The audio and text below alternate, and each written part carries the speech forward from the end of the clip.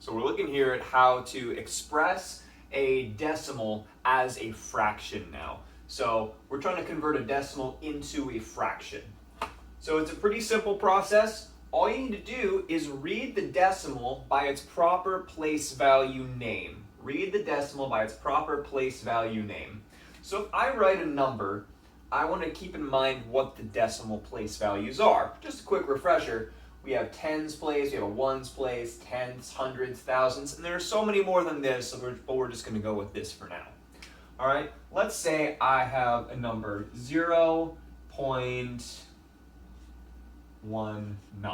0.19. So when you first learned about decimals, you probably learned how to read this number, not as 0.19, but according to a place value name. 0 and 19 hundredths. 19 hundredths.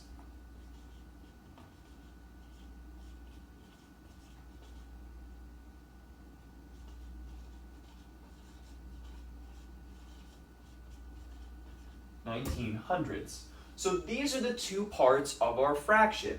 19 will be our numerator.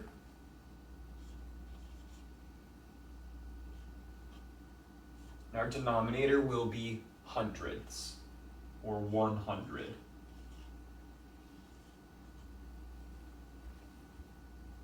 Where this sometimes gets a little bit tricky though is when you have zeros after the decimal point. So here we have the number 0.09. A lot of people would be tempted to say this is 0 and 9 tenths, but it's not 9 tenths. This is actually 9 hundredths. This is 9 hundredths.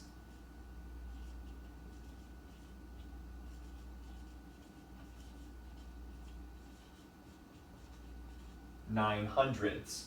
So we write 9 as our numerator, and 100 as our denominator.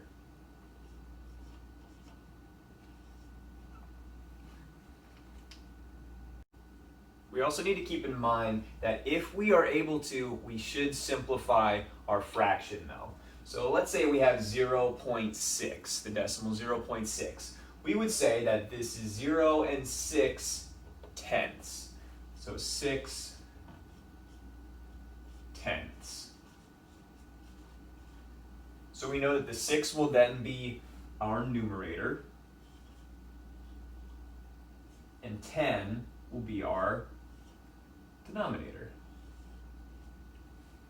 But 6 tenths is not written in simplest form. We want to express our answers always in simplest form. What do we know about 6 and 10? What number can we divide both 6 and 10 by? Well, they're both even, so that tells me that they're both divisible by the number 2. So if I take 6 tenths, divide the 6 by 2, divide the 10 by 2, that will give me 3/5.